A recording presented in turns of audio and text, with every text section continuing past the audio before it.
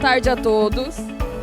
Eu sou a Júlia, sou jovem semente desse ano de 2019, atualmente na minha graduação em História na Unicamp, Universidade Estadual de Campinas, e eu vim introduzir o próximo palestrante. Ele é geólogo, pós-graduado em recursos hídricos e saneamento ambiental. Atualmente é diretor no Instituto de Justiça Fiscal e membro do coletivo de auditores fiscais pela democracia. Recebam comigo Dão Pereira.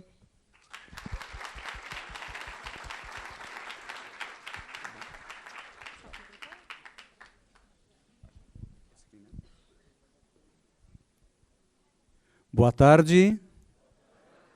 Tudo bem?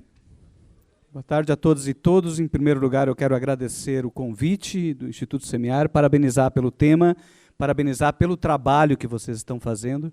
Realmente esse é um trabalho que motiva, né, que a gente precisa realmente trabalhar nesse sentido para resgatar pelo menos um pouco de cidadania no país. E eu já queria de pronto, e agradeço também o André, meu colega, né, que fez esse contato para eu vir até aqui. Eu venho de Porto Alegre, eu sou auditor fiscal da Receita Federal, mas eu participo, sou colega do André, e participo desse instituto chamado Instituto Justiça Fiscal, onde a expressão justiça fiscal significa justiça fiscal é o Estado para todos. E a primeira questão que eu queria ponderar aqui é que existem, sim, exemplos que são exceções, e existem exceções que confirmam as regras. Então, as exceções que confirmam as regras são os exemplos de sucesso de pessoas que, mesmo saindo de classes mais pobres, mais empobrecidas, mais vulneráveis da sociedade, conseguem alcançar, né, situações muito melhores de vida, enfim, conseguem mobilidade social. Isso não é a regra no país. A regra no nosso país é de uma exclusão social praticamente eterna. As pessoas nascem onde elas vão morrer. Isso é um problema seríssimo que nós temos no Brasil. E o nível de dificuldade de mobilidade social que nós temos no país se deve, em grande medida, no papel do Estado. Como o Estado atua em relação à sociedade. O nível de desigualdade original de renda entre as pessoas, ou desigualdade de mercado, no Brasil, é quase igual à da Europa. O que muda entre o Brasil e a Europa é que o Estado intervém na desigualdade original e transforma os países europeus em países muito pouco desiguais. E o Brasil, o Estado interfere na desigualdade e consegue baixar a desigualdade muito pouco. Em grande medida porque o nosso sistema tributário tem defeito. O sistema tributário não colabora para reduzir as desigualdades. Mas o sistema tributário não é uma coisa ruim, a gente não pode partir da ideia de que o sistema tributário tem má qualidade, de que tributo é alguma coisa ruim. Tentam nos fazer crer permanentemente de que tributo é uma coisa ruim, de que a carga tributária do Brasil é a maior do mundo, não é isso? Visconde de Tocqueville, em 1800 e pouco, cunhou uma expressão muito interessante, onde ele disse o seguinte: o indivíduo é o pior inimigo do cidadão. O que ele estava dizendo é que quanto mais individualistas nós somos, menos cidadãos nós seremos. O contrário também é verdadeiro, que para a gente ser cidadão ou exercer cidadania, de fato a gente tem que abdicar parte do nosso individualismo. É isto, ou seja, optar por ser cidadão, ou aprender a ser cidadão, é a gente conseguir sair daquela nossa condição original de nascença, né, quando nós nascemos indivíduos, há quem diga que não nascemos nem humanos, né, nascemos indivíduos, e vamos nos tornando ao longo da vida cidadãos. E o que vocês estão fazendo aqui é o exercício mais prático e concreto de cidadania. Pensar no outro. Cidadão é pensar no outro. Os gregos chamavam de politikos, aquele cara que colocava o interesse dos outros, ou da polis, acima do seu próprio interesse. Aquele que pensa no outro e na alteridade, né? Eu não sou sozinho, eu sou com os outros. Mas os gregos também chamavam, e politikos vem de polis, a cidade. E a cidade é o que nos condiciona a palavra cidadão, né? Então, políticos é o cidadão. Para os gregos, políticos é o cidadão. Os gregos também chamavam de idiotes aqueles que colocavam o idios acima de tudo. Aquele cara que só pensa em si. É o idiotes. Essa era a sociedade, e a sociedade sempre é assim. O nosso papel enquanto educadores fiscais, enquanto servidores públicos, enquanto professores, é converter pessoas individualistas em pessoas cidadãs. Né? Pessoas que pensam mais na sociedade. Porque é somente assim que a gente consegue interferir na sociedade. Enquanto a gente pensa apenas no idios, seremos eternos idiotas. Né? Isso aqui eu trago essa expressão, esse conceito, para que a gente nunca caia na armadilha de criminalizar a política. A política é o que nós estamos fazendo aqui, que vocês estão fazendo, que o Instituto Semear faz. A política é o exercício do aperfeiçoamento do ser humano quando ele se transforma em cidadão. Isto é a política. Por mais que alguns políticos, né, façam o contrário. Não interessa, os erros são humanos. A política é algo absolutamente essencial para que a gente consiga realmente transformar aquelas exceções que a gente conhece e que são exemplos, são casos de superação, transforme aquilo em igualdade de oportunidades para todos. Esse é o nosso desafio. Como é que a gente garante igualdade de oportunidade para todos? É ali, aqui. Aí a gente tem que enfrentar mitos. Tem muitas coisas que a gente vai introjetando, vai colocando na nossa cabeça, que a gente vai repetindo, e sobretudo nos tempos da informação acelerada, de WhatsApp, Facebook, a gente passa a propagar muitos mitos, porque mito é isso aqui, ó. Alguém cria, outros repetem, os demais acreditam e passam adiante, e quanto mais a narrativa é ouvida sem reflexão, sem refletir, mas o mito se torna incontestável, se torna verdade. Então tem muita coisa que a gente acredita que é verdade, que talvez não seja. Uma dessas coisas pode ser, talvez, a carga tributária brasileira é muito ruim, é muito alta. Pagamos impostos demais. Isso é uma verdade? Será que a gente não deveria pensar o que efetivamente a carga tributária paga antes de pensar se pagamos demais? Se eu perguntar para vocês o seguinte... R$100 por um tênis é muito caro? Pode ser caro, pode ser barato, depende do tênis. Depende do tênis. Agora, se eu perguntar simplesmente, R$100 é muito caro? Como assim? R$100 pode ser barato ou caro, depende para quê? Depende para quê? O que dizem por aí é, a carga tributária é muito alta. Isso é a mesma coisa que dizer que R$100 é muito caro. Sem dizer o que a carga tributária paga, não é um discurso vazio, que pode ser simplesmente um mito que estão querendo nos fazer acreditar. Estão querendo nos fazer acreditar que efetivamente temos que pagar menos impostos. Será que é verdade isso ou não? É isso que a gente quer? É importante que a gente tenha claro que existe um conjunto de bens públicos e um conjunto de bens privados, né? Conjunto de bens públicos, o acesso é universal, a gente tem que conseguir identificar os bens públicos para poder pensar em tributos. Quantos bens públicos que existem? Eles são custeados por tributos, por impostos. Quantos bens públicos existem? Quais são?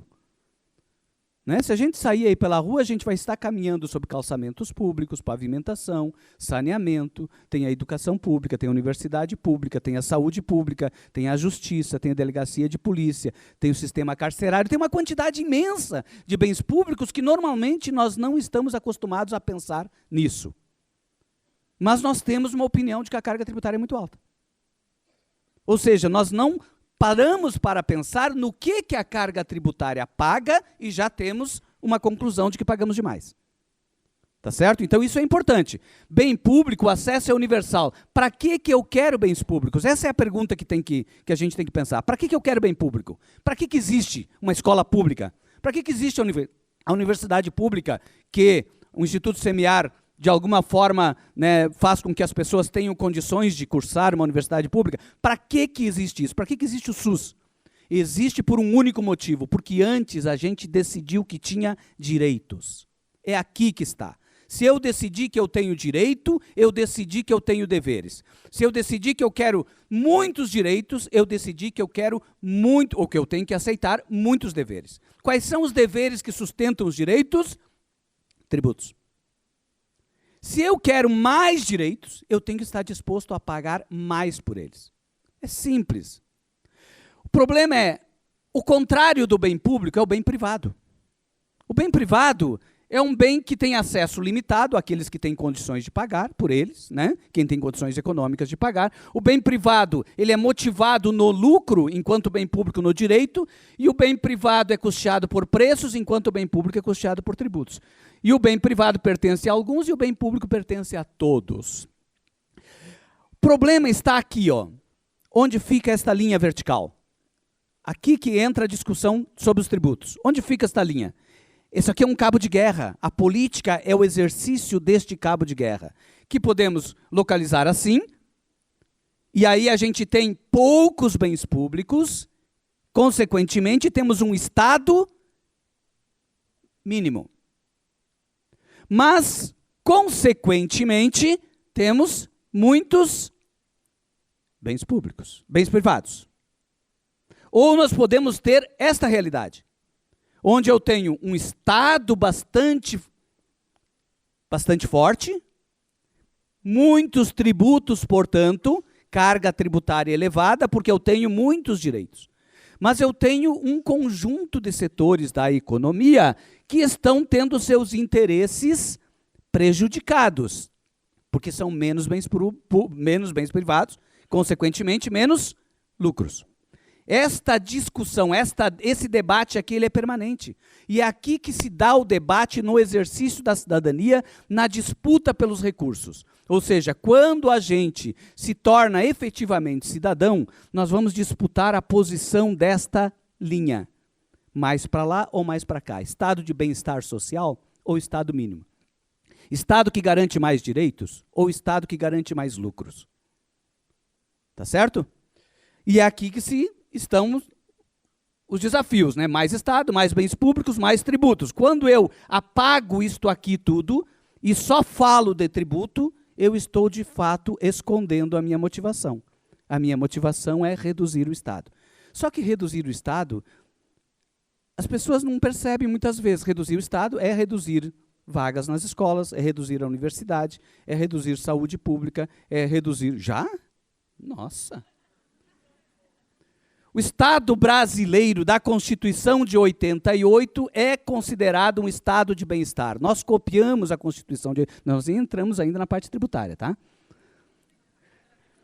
Nós copiamos o Estado de bem-estar europeu, copiamos em 88 com 40 anos de atraso. O nosso Estado era para não ter essas desigualdades sociais. O nosso Estado era para que todos tivessem a mesma oportunidade. Isso está na Constituição. Só que nós começamos a construir esse Estado em 88. A Europa começou a construir em 48. É óbvio que eles estão 40 anos na nossa frente, nós estamos 40 anos atrasados. Tá certo? É isso que acontece. Nós estamos 40 anos atrás. Então, quando a gente fala de estado de bem-estar, que nós não temos as mesmas coisas que tem a Europa, é óbvio que a gente não tem, porque a gente ainda não chegou lá. Tá certo? A gente nem chegou perto da carga tributária daqueles países e já passaram a dizer que estamos pagando tributos demais. Não é verdade? Então, a nossa carga tributária é 32,43% do PIB. O que é o PIB? É toda a nossa renda, é tudo que a gente produz. Tudo que a gente produz no ano é 6,6 trilhões. É isso que a gente divide. É isso que se transforma uma parte em Estado, em políticas públicas, e outra parte em lucros, e outra parte em salários. 6,6 trilhões. O Estado é 2,1 trilhões. É o que a gente tira das pessoas na forma de tributos. Isso é muito ou é pouco? Quando a gente compara com outros países, a gente vai ver que não é a maior do mundo. O Brasil está aqui, tem vários países que estão aqui em cima. Quem são eles? Aqueles países que a gente copiou a Constituição deles em 88. Eles já estão com carga de 40%, 50%. Vocês não vão conseguir ler aqui, nem eu consigo, mas é Dinamarca, França, Itália, Áustria, aqueles países lá em cima. Tá certo? No entanto, quando a gente compara a arrecadação por habitante, e é isso que determina a qualidade do serviço público, Por que que a gente não consegue resolver como a Europa conseguiu resolver a desigualdade? Será que é só problema de gestão ou tem outros problemas? Tem pelo menos 2 problemas. O primeiro é a quantidade de recursos que a nossa carga tributária permite ao governo gerenciar, governo nas 3 esferas, União, Estados e municípios, para aplicar em cada cidadão é $2.800 por ano. Isso dá em torno de R$12 mil por ano, que o governo pode transformar em saúde, em educação, em políticas públicas, em segurança, em justiça, tudo. R$12 mil, $2.800 por ano. É daqui que sai tudo. Por cidadão. O Estado é isto. Se a gente compara com o Reino Unido, a gente vai ver, o Reino Unido tem a mesma carga que o Brasil, 32, mas eles conseguem $13 mil por cidadão. Porque eles têm uma população muito menor. Eles têm problemas menores para resolver, a infraestrutura deles está pronta. E eles conseguem, com a mesma carga tributária, $13 mil, quase 5 vezes mais do que nós. E aí a gente se compara com o Reino Unido e acha que nós somos muito pobres. E realmente nós somos pobres. Nós temos $2.800 para investir. E não queremos pagar mais. Já resolvemos que estamos pagando demais. Tá certo? Se a gente quiser ser Portugal, é 6.800. A gente teria que subir a carga tributária. Eu não estou defendendo subir a carga tributária aqui. Tá certo? Até porque a carga tributária já está definido, a mídia nacional já definiu que chegou no teto. Né? Eu acho que não, eu acho que tem que aumentar. De qualquer forma, se eu só tenho $2.800 por cidadão para investir em cada cidadão, como é que eu consigo garantir às pessoas acesso à universidade pública gratuita para todo mundo, se uma vaga na universidade custa 15 mil? Como é que eu consigo? Eu preciso aumentar este valor. Como é que eu aumento? Primeira medida, aumentando a carga. Está fora de cogitação. Segunda, cortando a população pelo meio. Bom, sobra mais dinheiro para dividir por menos gente. Né? Também está fora de cogitação. Terceira medida, aumentar a produtividade do Brasil. E aí que entra a grande importância disso que vocês estão fazendo aqui. Isso só acontece com educação. Aumentar a produtividade do país só se dá com educação. E com política econômica, claro, com política de desenvolvimento nacional, que aponte para o desenvolvimento industrial, desenvolvimento tecnológico. Tem que caminhar para lá. Porque senão, política de desenvolvimento pautada em exportação primária de matéria-prima não desenvolve país nenhum. É preciso mudar a matriz de desenvolvimento e investir pesadamente em educação, e aí a gente sai da condição aqui e passamos para uma condição de Portugal. Seremos um grande Portugal. Tenho 5 minutos, então eu vou correr. Imaginem que isso aqui seja a distribuição de renda das pessoas. A primeira parte da fala foi para mostrar que tributo pode não ser bom e ninguém precisa gostar, mas ele é essencial para que as pessoas consigam ter o mínimo de acesso às condições mínimas de vida. Mínimas de vida. Se a gente pensar que uma vaga na escola pública, uma vaga custa em torno de R$300 por mês, R$300 por mês, o gasto per capita no SUS é em torno de R$106, só essas duas coisas já dá 310, R$400 que as famílias pobres recebem ou utilizam, que vem de impostos. E quando a gente analisa a quantidade de coisas que nós fazemos com os impostos que a gente paga, e seriamente, analisando os números seriamente, a gente vai ver que talvez a gente esteja fazendo milagre. A gente consegue bancar quase 10 milhões de procedimentos de quimioterapia e radioterapia por ano. A gente tem um sistema carcerário para 550 mil presos. Alguém quer usar? Ninguém quer usar. Mas não queremos abandonar, não queremos deixar de ter. Então, a quantidade de coisas que a gente consegue fazer com os tributos é realmente bastante expressiva. Mas isso aqui é a renda do povo brasileiro. Tá? Gente ganhando pouco e gente ganhando muito. Essa é a desigualdade original de renda. Como é que a tributação vai afetar? Como é que a tributação, o que ela vai fazer? Olha, pode fazer isso aqui. Eu pego todos os tributos e faço isso aqui. Ele vai fazer isso. Vai tirar a parte de cima. Quem é que pagou mais? Aquele lá ou este? Este aqui, né? Ali tem 95% da população está aqui. Aqui é só pessoal que se forma aí com a ajuda do Semear. Né? Só esse povo aí. Uma minoria. esse aqui paga mais, olha a quantidade de dinheiro que ele está pagando, é maior que toda a renda daquele lá. Mas, proporcionalmente, a renda de cada um, é evidente que esse aqui paga a metade do que ganha e aquele lá está pagando só 10% ou menos de 10%. Isso aqui é um sistema que a gente chama de sistema regressivo de tributação. Tá certo? Regressivo. Tributa mais aqui porque tem muita gente, é 95% da população aqui, mas empobrece as pessoas. Empobrece. Eu posso pensar que existe uma linha que define capacidade contributiva e que abaixo dela ninguém deveria ser tributado. Aquele modelo anterior é justo? Por que não? Por que não? Se esse aqui acha que não usa o Estado para nada, por que ele não pode pagar menos?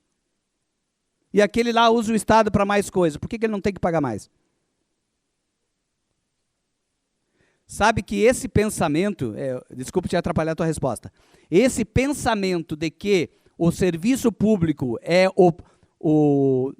que o tributo é o preço pelo serviço, é o pensamento que foi inaugurado pela Margaret Thatcher na década de 80 e que virou a onda neoliberal.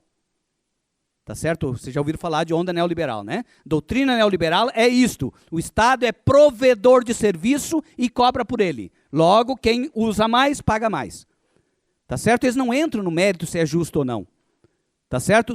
Dentro dessa visão mercadológica do Estado, é justo pagar mais, receber mais. Mas, do ponto de vista social, do ponto de vista constitucional, nossa Constituição está pautada na solidariedade, do ponto de vista social, do ponto de vista da justiça, um dos conceitos de justiça mais populares é o conceito que relaciona a justiça com sacrifício. É equivalente o nível de sacrifício dessas duas pessoas? Não. Esse aqui está sacrificando o remédio, o alimento. Esse aqui está sacrificando uma viagem. Talvez nem a viagem, ele está sacrificando uma parte de dinheiro que ele nem sabia que tinha. Tem gente que tem dinheiro que nem sabe que tem, vocês sabiam? Tem gente que consegue passar a vida toda sem fazer nada. Nada para ganhar dinheiro. Né? E consegue garantir que 5 gerações da família dele não façam nada. E tem gente que não consegue nem tirar férias. Então, se aquilo é injusto, vamos tributar assim. Fica melhor? Fica melhor. Esse aqui, ó, que está abaixo da linha da capacidade contributiva, não pagou nada. Ficou melhor. Isso aqui é progressividade. Qual é o modelo brasileiro? Pontilhada ou a vermelha? A vermelha. Por quê? Como? Como que é? Porque a carga tributária brasileira, ela é muito pesada sobre consumo. Tributos indiretos que estão no preço das mercadorias.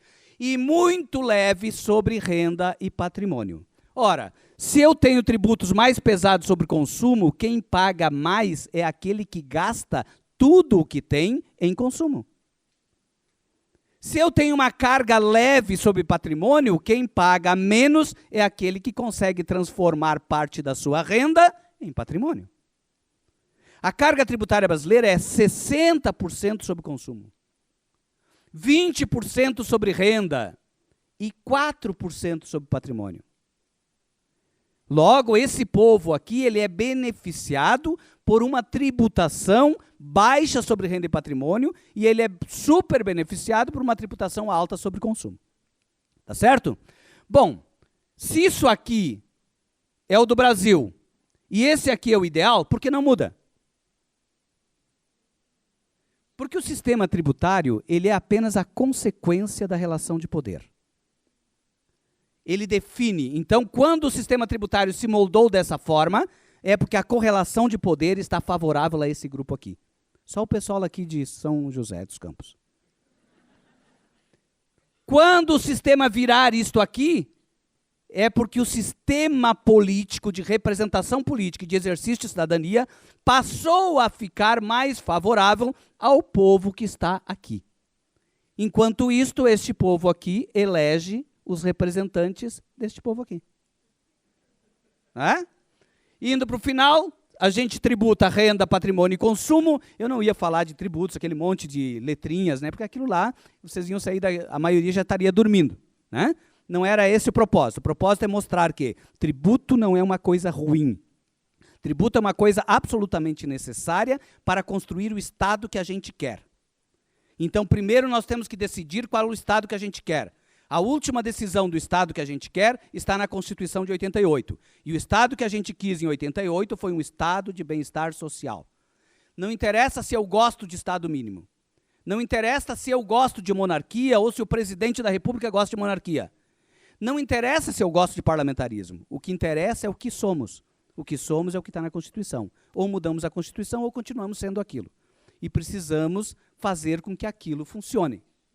Tá certo? Precisamos fazer. E aí eu acho que vocês estão cumprindo uma função importante neste processo para a gente conseguir mudar esta realidade, onde o nosso pão produzido, o nosso PIB, 6,6 trilhões, é assim repartido.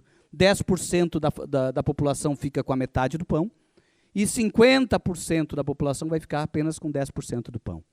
E 1% da população vai ficar com 25% do pão. Isso é a formigona. Né? Essa formiga aqui é aquela obesa. Já está com uma obesidade mórbida e vai lá para o SUS para fazer a cirurgia. Ou seja, essa foto do Felipe Rezende revela muito isso que a gente está falando aqui. Né? Isso aqui é um edifício no Rio de Janeiro. Esse edifício aqui tem escritórios dos mais ricos do país. Né? Os bilionários do país têm escritórios nesse edifício. E olha o que ele reflete. Né? Ele reflete a favela. No âmago da riqueza, a desigualdade e a miséria. Por quê? Por que é tão emblemática essa foto?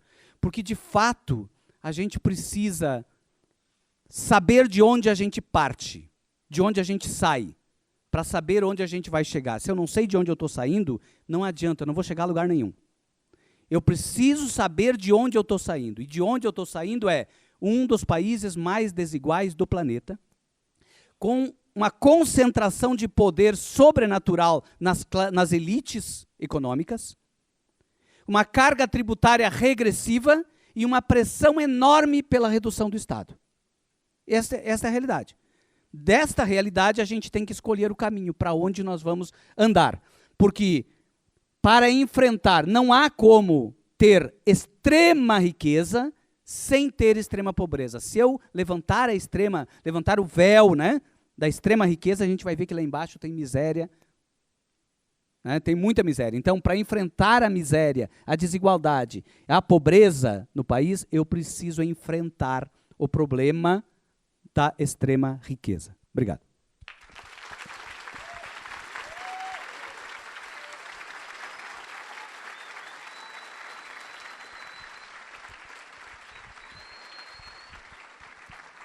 Bom, então, muito obrigada pela sua presença e pela palestra. Em nome do Semear, eu vim dar essa lembrança. A gente tem que